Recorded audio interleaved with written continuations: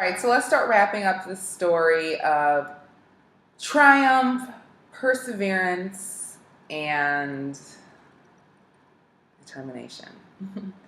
Okay, so I mentioned before, I started channeling that TV show Survivor and just that spirit of a survivor. And so the TV show, in order to win the game, you're supposed to outwit, outplay, and outlast all of your opponents. So now we're in the outwit phase. So I knew I needed to have an arsenal of resources. I needed to have a good strategy and many backup plans and plan B and A and C. Going back to the United States, not an option. Being driven out of Indonesia, not an option. I've made the choice to come here. I want to be here. I believe there's something here for me. And there was no way I was going to let this guy and his ego and his little, need to be like this bully. There was no way he was going to prevail. I just refused to believe that. I believe in something higher than him, higher than me. And I just had to completely surrender and just give it over to God. And I knew I had a wealth of resources. So what I did, once I left Lisa's, and like the last day I was at her house, the last 24 hours, and before I went back up north to Gading, where I was living, I had an arsenal of attorneys. I went on that expat website and I put my feelers out there, let people know that I might need an attorney. It wasn't definite. Boom. People responded immediately. I had a list of about 5 Indonesian attorneys and I think 1 or 2 American attorneys who've been living in Indonesia and, we're familiar with like Indonesian laws. A woman, another earth angel, Marini is her name. She contacted me, she sent me an email and she's a partner at a law firm here in Indonesia. She got her master's of law in the United States. And she, was very nice, young woman, very smart, very bright.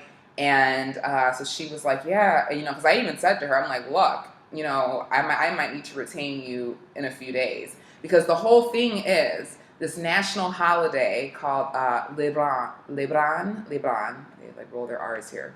Lebaran was starting in a week.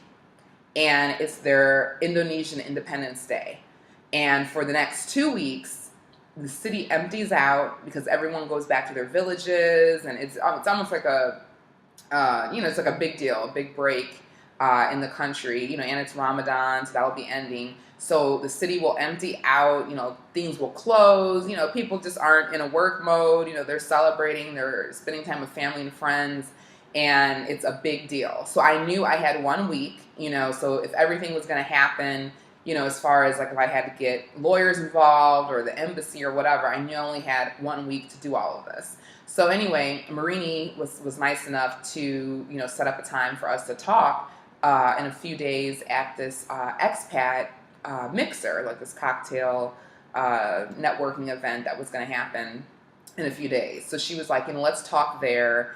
And it's funny because almost every attorney or even person, professional that I talked with, everyone was like, why does this guy want to go to court? Like, he's the one who has way more to lose and could get in so much trouble for his actions, like, compared to you. Like, they just did not understand. And then for me, that made it even more clear that this guy was like a psychopath or like a sociopath. But I'll get into that in a second because it just didn't make any sense why it's like he was just believing his lies and just so adamant on trying to control what I was going to do when it was so obvious.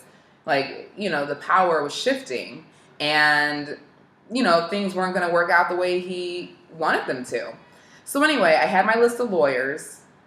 I also had answers on the visa questions about what kind of visa I had and, what kind of visa he might be getting for me. And because that was the main thing because, you don't want to be stuck in a country past your visa.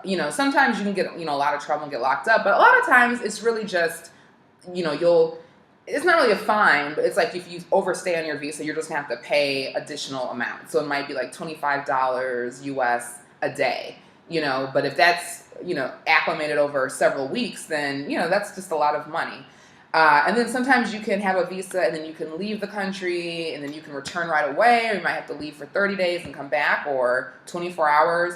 So I just needed to have all these answers, because pretty much any information that he'd given me was either a lie, or it was spun in a way to benefit him, or maybe even sometimes I don't even think he fully understood, because I don't think he was always bringing over a lot of foreign teachers, So anyway, I then had to set up an interview. Sorry, I'm looking at my notes. I set up an interview with the first school that I was originally thinking of coming to, work with and everything. So I set up an interview with them, and, just, lined all of that up. And it was like about 80% sure that I was going to, get this job offer. But, I still had to go through the interview process. And then before I left Lisa's, she totally introduced me to this grocery store, Ranch Market. It's like a Whole Foods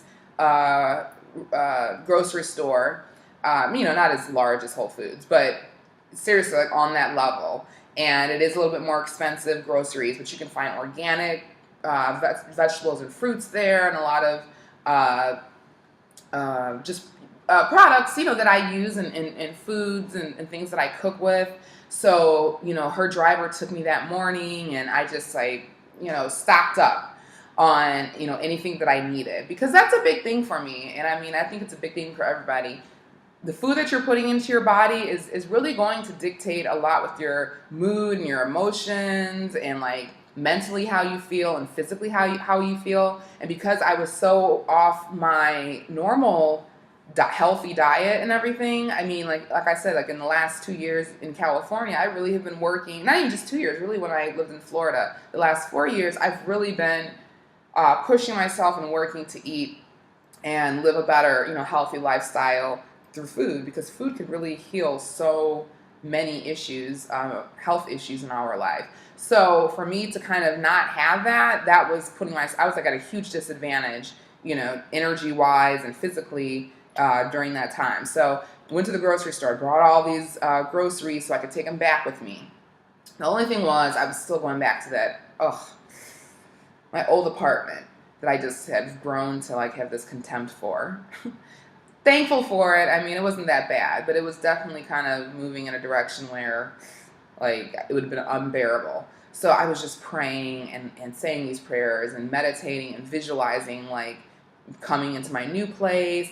And I really didn't think that the wire was going to hit my new landlord's account, because it was this whole thing about wiring money into an Indonesian account versus a Singapore account versus a Singapore bank that has a relationship with a bank in New York. I mean, it was all of these, it was every payment systems. There was this class in law school called Payment Systems that had to do with international banking and banking period. It was all these lessons and things started coming back in my mind. So I really didn't think this wire was going to go through until maybe 3 or 4 days later, because, Indonesia's 12 hours ahead of the Midwest, in the United States. So I was just whatever. At least my old place did have internet access. So I said, well, if I just have to stay there for another day or two, so be it. So I took a taxi back up north, about a 45-minute ride up north, to where I live, from Lisa's house. And, Lisa and her family were man, they were really my big cheerleaders, and she was just wow, you're really strong, and this is really inspiring, the way you're handling this, and you're not crumbling and everything. And I'm so again grateful that they gave me the opportunity to get my strength up and everything, and just go in there ready to rumble. Okay, he completely underestimated me, and I'm so thankful for it, because I don't know where I would be if he hadn't. So anyway, I'm riding the taxi. I love me some Kanye West. I mean, he's from Chicago. It's just, it's just love, and I just think he's an amazing artist. So anyway, I'm listening to Mercy, this hard song, and I like Nicki Minaj. I do. She's my birthday twin. We share the same birthday. Anyway, I was listening to Bees in the Trap, just all these, songs with some good hard bass line and just that hip hop swag. And, I just needed that. I needed to boost up that ego. And it's sometimes you need your ego. Sometimes you can't always be zen peaceful. Sometimes you need to build that ego up and to be able to go into a situation in order to set those boundaries and protect yourself and everything else. So I had my Walkman on, or not my Walkman, what am I talking about? My iPod, whatever, my headphones on. And I was just in a zone. And if you've ever seen that movie Salt with Angelina Jolie, where she's an assassin.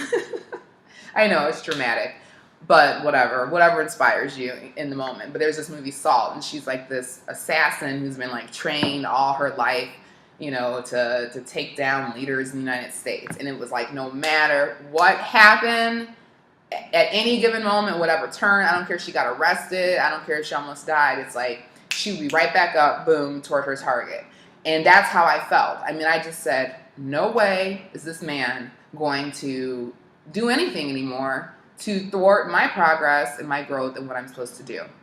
So when I got back to my apartment, my old apartment, I went online and I think I received I was looking at my text messages. I hadn't received anything.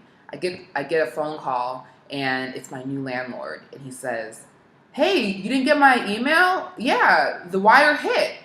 When do you want to meet? I got the keys for the apartment." Woo! Thank you, Jesus. I was so happy. It was such a blessing. So I'm oh, I can meet immediately. What time? So he's okay, well, we meet around, 6 o'clock. Sounds good. Meanwhile, I have to still keep this guy at bay, because I have to outwit this dude. I can't let him know that I'm getting ready, to really part ways with him, because then who knows what he'll do and, everything else. So he ended up sending me this email, and he's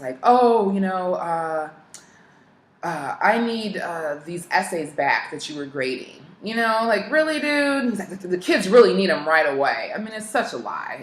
These kids are they're on their summer break. They're doing good coming into these additional classes, in the middle of the summer. The SAT is not happening anytime soon. These kids could really give, about getting these essays back. This is just, again, his way of control, because it was slowly as I was getting stronger, he was getting weaker, energetically. Even if he didn't know what was happening, he was, energetically, he was feeling it. So now it was the essays. So I was just oh, no problem. So what did I do? Took the essays, was walking through the mall, and I see the other teacher. And so I was hey, I know you're on your way over there. Can you please deliver these essays? I didn't want to involve her, in anything, but gave her the essays, and she's oh, yeah, sure. And then, she took them to the school. And so then, boom, I didn't have to see him anyway. Outwit. Robin 1, SKB 0. It is a weeping in the morning and a natural thief. It is a weeping in the morning and a natural thief. It is a when we come to the mic sound within the champion sound. Okay.